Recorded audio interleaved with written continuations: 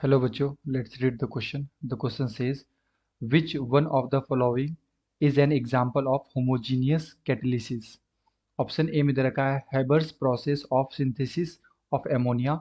B में दे रखा है catalytic conversion of SO2 to SO3 in contact process.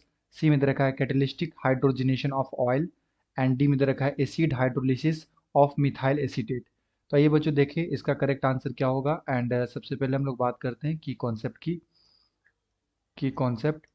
तो बेसिकली क्वेश्चन आया है बच्चों, types of catalytic reaction. Types of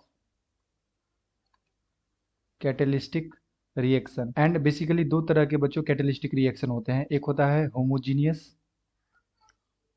homogeneous catalytic reaction और एक होता है बच्चों हेट्रोजीनियस कैटलिस्टिक रिएक्शन। ओके, तो दो तरह के बच्चों कैटलिस्टिक रिएक्शन होते हैं। एक होता है होमोजीनियस एंड एक होता है heterogeneous catalytic reaction. Homogeneous catalytic reaction में क्या होता है बच्चों, रिएक्टेंट है ना, प्रोडक्ट एंड कैटलिस्ट, जब इसको हम लोग मिक्स करते हैं तो ये एक ही लाइक फेज का सॉल्यूशन बनता है। ठीक है, लाइक रिएक्टेंट प्रोडक्ट एंड जो हमारा कैटलिस्ट है, जब ये आपस में रिएक्ट करेगा तो जो हमारा सॉल्यूशन बनेगा बच्चों वो क्या होगा, सिंगल फेज होगा। तो इस टाइप के रिएक्शन को हम लोग क्या बोलते हैं, होमोजीनियस कैटलिस्टिक रिएक्शन, है ना। इसमें सभी के फेज क्या होंगे, सेम होंगे। लाइक ये अगर मान लो मेरा लिक्विड है तो कैटलिस्ट भी मेरा क्या होगा, लिक्विड, एंड प्रोडक्ट भी क्या होगा बच्चों, लिक्विड। ओके, तो यहाँ पे एक ही जैसा फेज होता है। बट हेट्रोजीनियस कैटलिस्टिक में क्या होता है कि जो रिएक्टेंट से अगर मान लो मेरा प्रोडक्ट बन रहा है तो यहाँ पे कैटलिस्ट और रिएक्टेंट प्रोडक्ट का जो फेज बनता है बच्चों, ये क्या बनता है, डिफरेंट बनता है। सो लेट सपोज कि अगर रिएक्टेंट हमारा लिक्विड है, प्रोडक्ट भी हमारा क्या है बच्चों, लिक्विड है, तो जो हमारा कैटलिस्ट है इसका कोई और फेज हो सकता है, मे बी लाइक हो सकता है कि ये सॉलिड हो। ओके, तो अगर फेज डिफरेंट होते हैं तो इसे बोलते हैं हेट्रोजीनियस कैटलिस्टिक रिएक्शन, एंड अगर सेम होते हैं तो बोलते हैं होमोजीनियस कैटलिस्टिक रिएक्शन। तो अगर मैं बच्चों यहाँ पे ऑप्शंस की बात करूँ तो ऑप्शन नंबर वन में दे रखा है Haber's process of synthesis of ammonia. तो हेबर्स प्रोसेस में जब हम लोग अमोनिया का फॉर्मेशन करते हैं तो इसमें रिएक्शन होता है N2, ये हमारा गैसियस फॉर्म में होता है। ये कंबाइंड होता है लाइक H2 के साथ, है ना, in the presence of iron catalyst.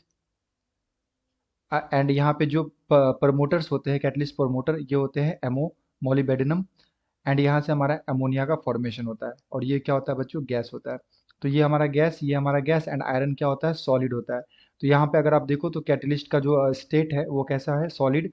सो ये हमारा कैसा हो जाएगा, ये हमारा हो जाएगा हेट्रोजीनियस कैटलिस्टिक रिएक्शन। अगर मैं कॉन्टैक्ट प्रोसेस में बात करूँ बच्चों तो यहाँ पे हमारे पास SO2 होता है गैसियस फॉर्म में, O2 होता है हमारे पास ऑक्सीजन, ये भी गैसियस फॉर्म में होता है। एंड यहाँ पे जो हम लोग कैटलिस्ट यूज़ करते हैं, ये यूज़ करते हैं V2O5। ओके, एंड यहाँ से जो हमारा प्रोडक्ट बनता है ये SO3 बनता है। तो ये भी क्या होता है बच्चों, गैसियस फॉर्म में। एंड ये जो V2O5 होता है ये हमारा किस फॉर्म में होता है, सॉलिड फॉर्म में। So it is also a heterogeneous catalytic reaction. Third बच्चों, अगर हम ऑयल का यहाँ पे देखें रिएक्शन, ऑयल का अगर हम हाइड्रोजनेशन करवाते हैं H2 के साथ, तो यहाँ पे हम लोग जो कैटलिस्ट यूज करते हैं ये निकल यूज करते हैं। एंड यहाँ से हमें क्या मिलता है, वेजिटेबल घी, वेजिटेबल घी। ओके बच्चों, तो अगेन निकेल हमारा क्या हो गया बच्चों, सॉलिड। एंड यहाँ पे हमारा ऑयल हो गया लिक्विड फॉर्म में। एंड जो H2 है ये क्या हो गया, गैसियस फॉर्म में। तो यहाँ पे अगेन फेज क्या हो गया, different. So it is also a heterogeneous catalytic reaction.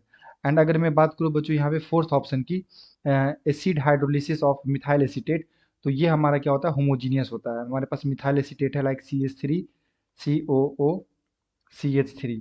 अगर इसका हम लोग हाइड्रोलिसिस करवाते हैं in the presence of acid, तो यहाँ से बनता है बच्चों एसिड प्लस लाइक अल्कोहल, तो बनेगा हमारे पास CH3COOH, साथ में बनेगा CH3OH।